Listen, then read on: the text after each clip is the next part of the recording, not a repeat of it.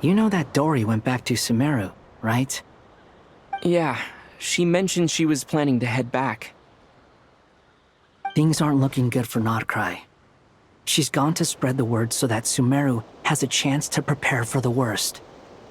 From what I know of Dottore, there are two possible reasons why he hasn't made a move yet. One is that he's still working through some kinks in his new powers. The other is, he wants to see how we're going to react. He'll easily devour everything eventually, so I guess he's in no rush to make it happen. The first false god he made was me. Now it's his turn. Even though my records were erased from Irminsul, Dottore's ideas haven't changed one bit. He once told me that becoming a god was like turning yourself into a hungry wolf or giant serpent to devour the moon. Clearly, he began studying the moon goddess's powers long before he even tried making a god. He's always wanted to get his greedy hands on divine authority one way or another. And in the end, he devoured the moon where I failed. In the desert of Sumeru, there is a chessboard built by King Deshret, also known as Al-Ahmar. I don't know if it was a real game, or if he was just trying to challenge his servants and citizens in some way. But creating games and setting rules, gods do that as a matter of course. That's the kind of power Dottore craves. Now he has the Trilunar Authority. His power is leagues beyond the common people. I don't think there's any point in other nations rushing to the front line. They're better off focusing on defense and hoping they can fend off any threats that spill out from Nodcry. Either way, Dory will inform Lesser Lord Kusanali, and she will contact the other gods in turn. The Seven will have some recourse available.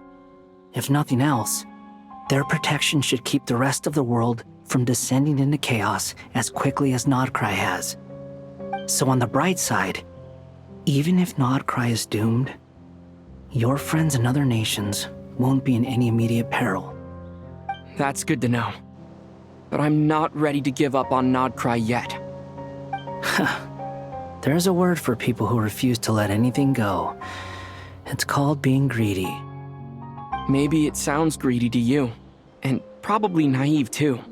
But whatever you call it, that's what gives me the determination to keep fighting.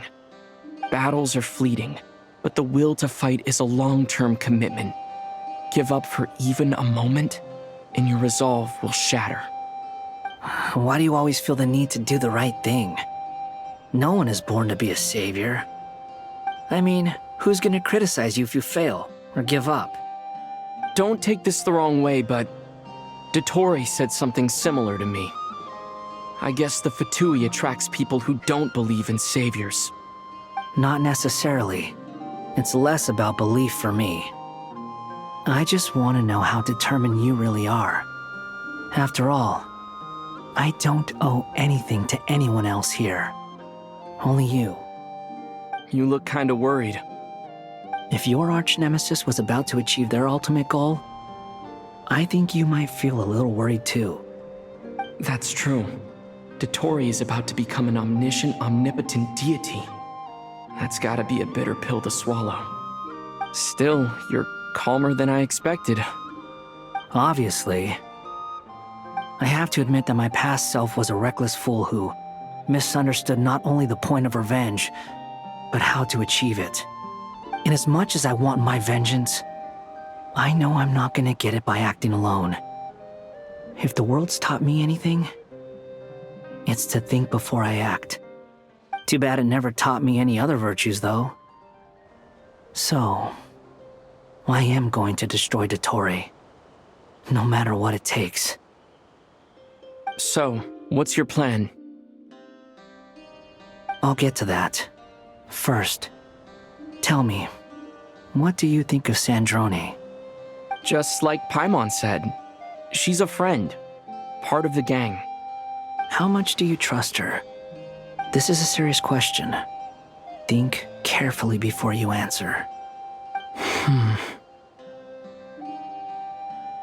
Although she's with the Fatui, She has her own values, and she's helped us a lot. If nothing else, she's clearly going the extra mile for Columbina. I see no reason not to trust her. If you say so. In that case, the three of us need to talk. I have some thoughts about her computing problem. It can be solved, but it will come with a cost. How much? If I can afford it, I'll cover it. Sometimes your heroism really backs me into a corner. You know that? Come on, let's go talk to her.